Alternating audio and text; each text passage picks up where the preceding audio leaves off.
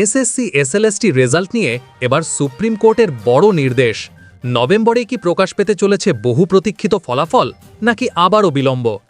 আজকের এই ভিডিওতে জানিয়ে দিচ্ছি শুনানির প্রতিটি খুঁটিনাটি তথ্য, আদালতের নির্দেশ এবং তোমার চাকরির ভবিষ্যৎ নিয়ে সবচেয়ে গুরুত্বপূর্ণ update. Paschimbanga school service commission SSC দ্বারা পরিচালিত এসএলএসটি পরীক্ষার ফলাফল নিয়ে চাকরি প্রার্থীদের মধ্যে প্রতীক্ষার অবসান হতে চলেছে।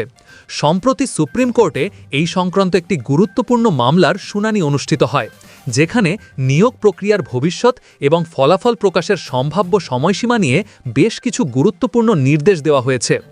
এই মামলাটি টেন্টেড বা অভিযুক্ত প্রার্থীদের দ্বারা দায়ের করা হয়েছিল, যা নিয়োগ প্রক্রিয়ার ওপর গভীর প্রভাব ফেলেছে। 29 অক্টোবর 2025 তারিখে সুপ্রিম কোর্টের 9 নম্বর কোর্টে এই মামলার শুনানি হয়। মাননীয় বিচারপতি সঞ্জয় কুমার এবং মাননীয় বিচারপতি অলোক আধারের বেঞ্চে special leave petition SLP number 46049/2025 মামলার শুনানি হয়, যা কলকাতা হাইকোর্টের বিবেক পারিয়া বনাম পশ্চিমবঙ্গ রাজ্য মামলার পরিপ্রেক্ষিতে দায়ের করা হয়েছিল। শুনানির গুরুত্বপূর্ণ নির্দেশাবলী। শুনানি চলাকালীন আদালত বেশ কয়েকটি গুরুত্বপূর্ণ নির্দেশ দিয়েছে, যা নিয়োগ প্রক্রিয়ার গতিপথ নির্ধারণ করবে। পার্টিদের তালিকা জমা। আদালত সকল পক্ষকে শুনানির দিন থেকে আগামী 2 সপ্তাহের মধ্যে একটি সংশোধিত পার্টিদের memo amended memo of parties জমা দেওয়ার নির্দেশ দিয়েছে। মামলা মুলতবি। এসএসসির পক্ষে উপস্থিত সিনিয়র কাউন্সিলের ব্যক্তিগত অসুবিধার কারণে মামলাটি আপাতত মুলতবি রাখার আবেদন মঞ্জুর করা হয়েছে। তাৎক্ষণিক শুনানির আর্জি খারিজ। আবেদনকারীদের আইনজীবীরা 30 বা 31 অক্টোবর মামলাটির দ্রুত শুনানির জন্য আবেদন করেছিলেন। তারা এসএসসির মূল রায়ের 47 নম্বর অনুচ্ছেদের ওপর একটি স্পষ্টীকরণ চেয়েছিলেন। তবে আদালত এই আর্জি খারিজ করে জানিয়ে দেয় যে এই সংক্রান্ত সমস্ত মামলা একসঙ্গেই শুনানি করা হবে, আলাদাভাবে কোনো নির্দেশ দেওয়া হবে না।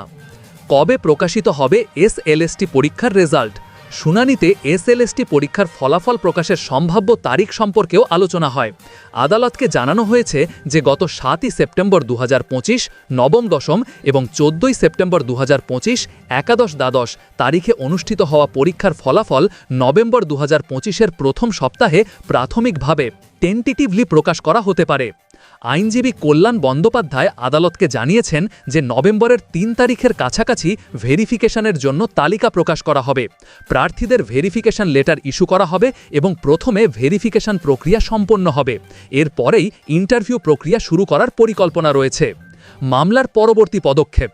এই বিবেক পারিয়া মামলাটি পুনরায় 26 নভেম্বর 2025 তারিখে শুনানির জন্য তালিকাভুক্ত করা হয়েছে। আদালত এই সময়ের মধ্যে নিয়োগ প্রক্রিয়ার অগ্রগতি পর্যালোচনা করতে চায়।